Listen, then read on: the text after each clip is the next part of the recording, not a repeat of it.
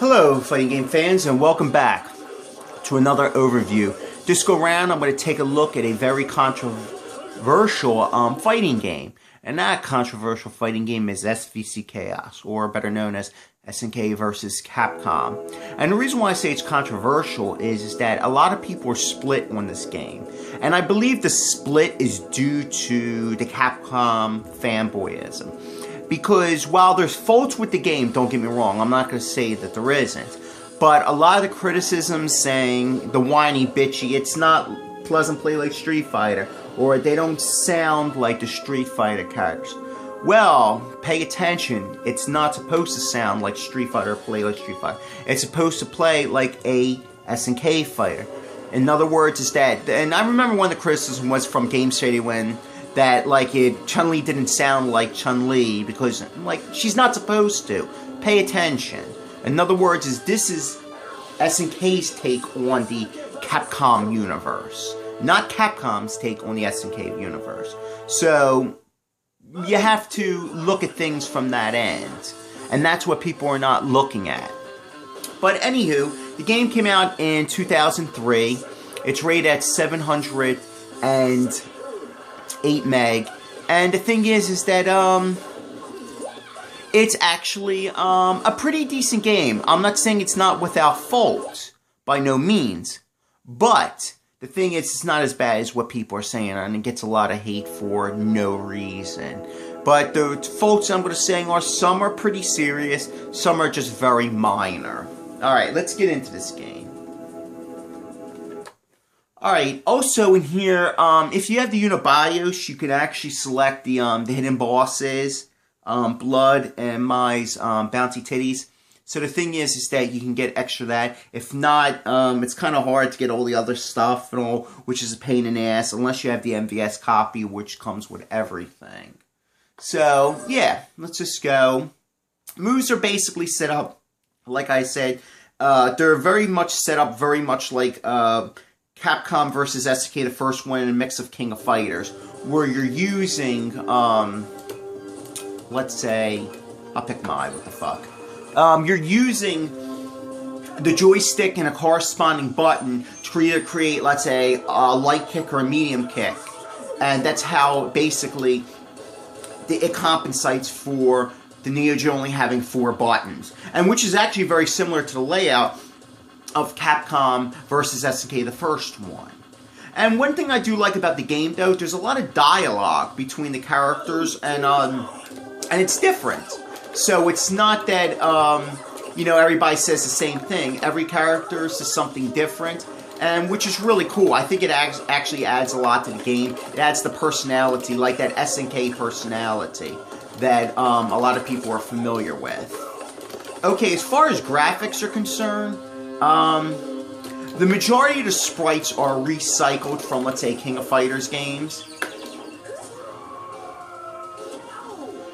Which is, I'm not saying it's a good thing, I'm not saying it's a bad thing, but they could have gone with different sprites, but I can see why, because there's a lot of animation involved.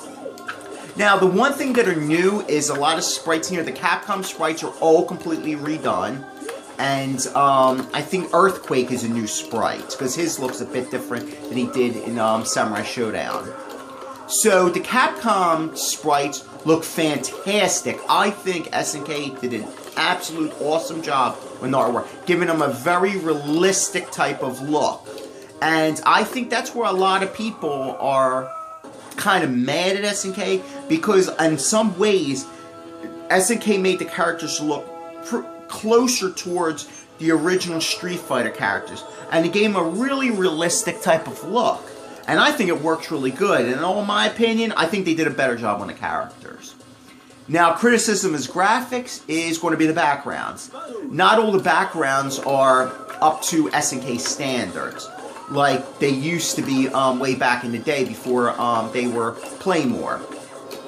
Some of the backgrounds, let's say like Green Forest, the, what do you call it, nude place, or it's like a church or a sanctuary. The thing is that they look pretty decent. And maybe even the little crystal place where initially, before I got to this stage. were not bad. But some of them are very sparse, or some of them look very ugly. And I'll be the first one to admit that. Like I said, I'll give SNK props where props is due, but if it's fucked up looking, it is fucked up looking. That's just the way it is. Like, this background isn't bad, but it just looks just put together, like, rushed. It's not necessarily super bad, but they could have done better. So, and then there's stages like the factory, which is just god fucking awful. It's just, I don't know what they were thinking. It looks like they had like several different designers, and one design was actually halfway decent. The other designer was like a fucking kindergarten drawing, you know, the fucking backgrounds. So there's a lot of inconsistency in the artwork of the backgrounds.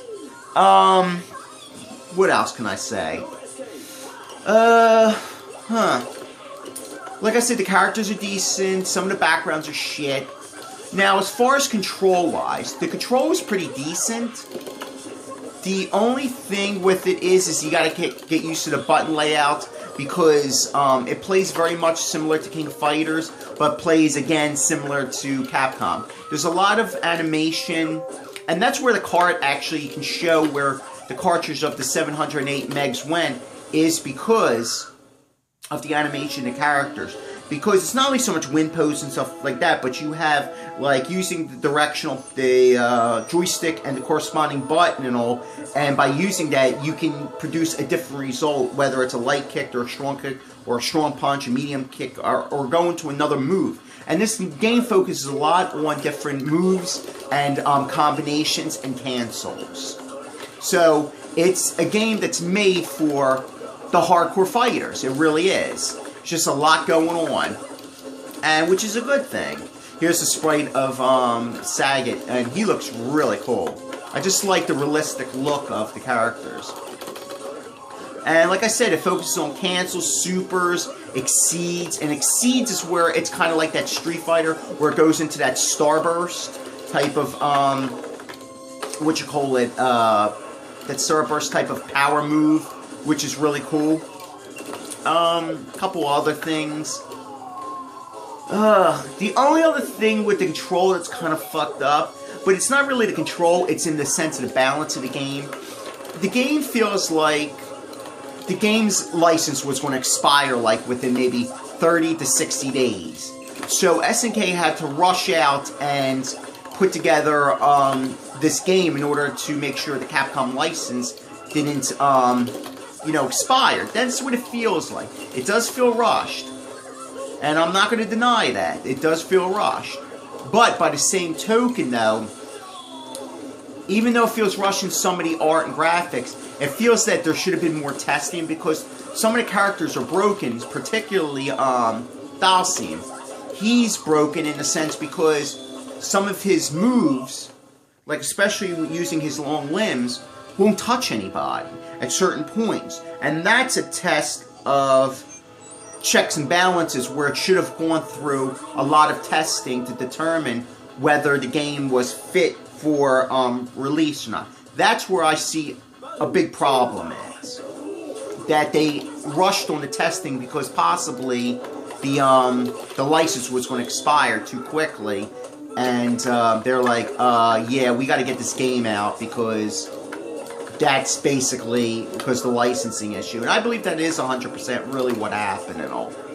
Now, is it necessarily a good thing? No, because it kind of hurts the game in some ways and makes it a little bit broken in areas.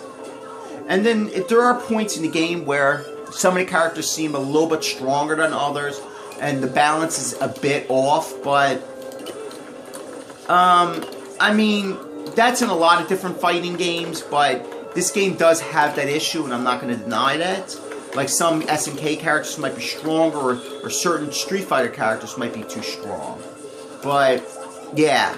But, so those are my complaints and all, but is it a fun game to play? Absolutely.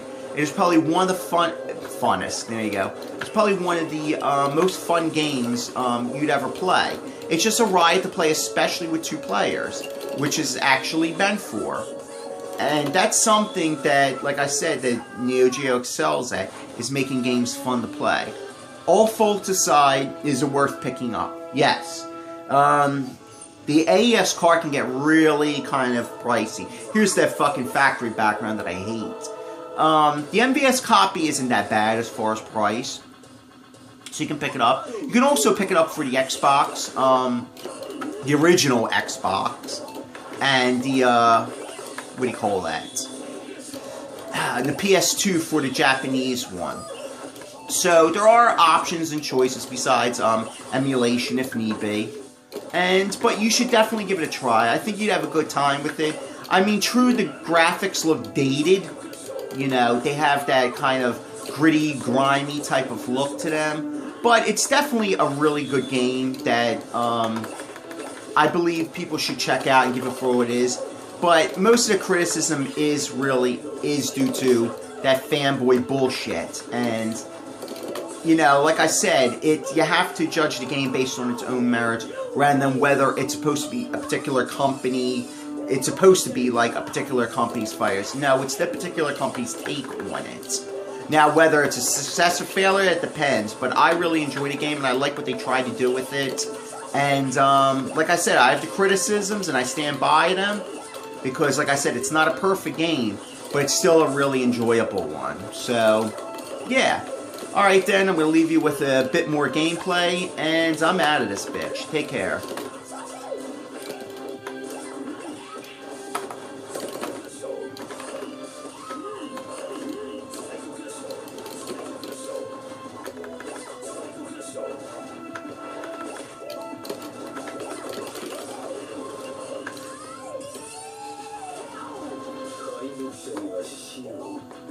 No escape.